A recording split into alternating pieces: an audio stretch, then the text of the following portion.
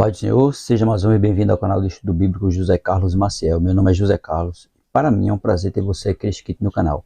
Agradecendo a Deus por essa rica oportunidade que Ele está me concedendo de gravar mais um vídeo para o canal. Agradecendo a você que se inscreveu recentemente, dizer a você muito obrigado. Curta, comente e, se possível, indique os vídeos para mais alguém. Amém? Mais uma leitura diária da lição da Escola Bíblica Dominical, a lição 2, que tem como tema Vem o Fim, quarto trimestre de 2022. Que tem sua leitura diária no livro de 2 Crônicas, capítulo 36, do versículo 14 ao 16, que diz assim: Também todos os chefes dos sacerdotes e o povo aumentavam de mais em mais as transgressões, segundo todas as abominações dos gentios, e contaminaram a casa do Senhor, que ele tinha santificado em Jerusalém. Veja, que as transgressões tanto do chefe dos sacerdotes e do povo foi tanta, que eles contaminaram até o templo que o Senhor tinha santificado. Versículo 15.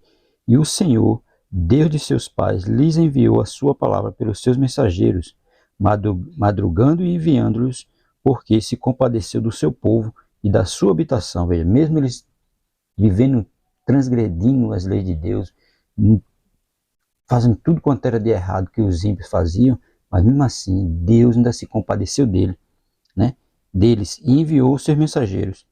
Verso 16, porém, zombaram dos mensageiros de Deus e desprezaram as suas palavras e escarneceram dos seus profetas, até que o furor do Senhor subiu tanto contra o seu povo, que mais nenhum remédio houve.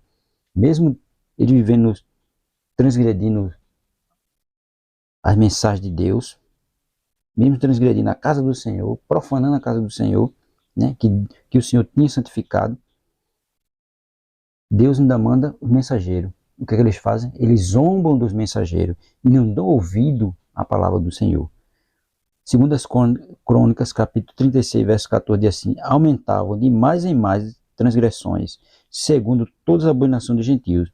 Aí diz: o pecado mais comum do povo de Deus no decurso da história da redenção tem sido de manter-se separado do povo ímpio ou ao seu redor, né? O povo está ali vivendo em volta daqueles que vivem na impiedade, que só vivem no pecado. Em vez deles se afastar, não, pelo contrário, eles se aproximam cada vez mais, né? Em vez de ser exemplo para aquele povo, em vez de ser luz para aquele povo, terminam se tornando igual a eles, terminam indo para a escuridão. A sociedade ímpia em geral, ao invés de recusar os costumes, né, e modos de vida imorais dos ímpios, em vez do povo de Deus recusar o modo de vida imoral do povo ímpio, né?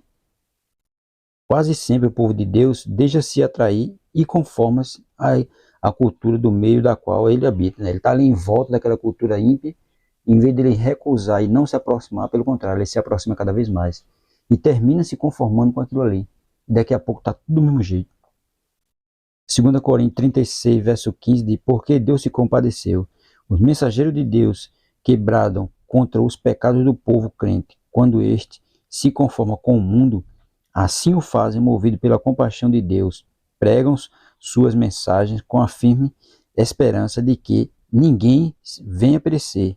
A diminuta compaixão de certos pregadores, cuja mensagem leva o povo de Deus a adaptar-se à sociedade ímpia a seu redor, não é de Deus, como tampouco são deles esses mensageiros, esses mensageiros que pregam, né, que o povo pode fazer tudo quanto quer, que o povo pode viver à vontade, que o povo pode viver como os ímpios vivem.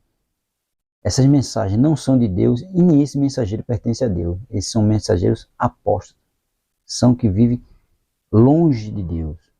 E Deus não usa ele para trazer essas mensagens de andar em conformidade com o mundo. Pelo contrário, a mensagem de Deus é contra o pecado e não a favor do pecado. 2 Crônicas 36, 16 diz assim: zombaram dos mensageiros de Deus.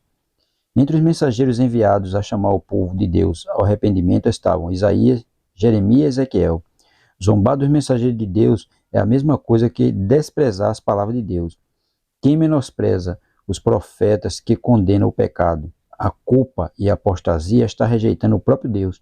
A rejeição contínua dos profetas de Deus, por isso Israel resultou no endurecimento do coração daquele povo, até que não houve mais remédio, né? O povo endureceu tanto o coração, se envolveu tanto com a impiedade, tanto com idolatria, que não havia mais nenhum remédio para ele.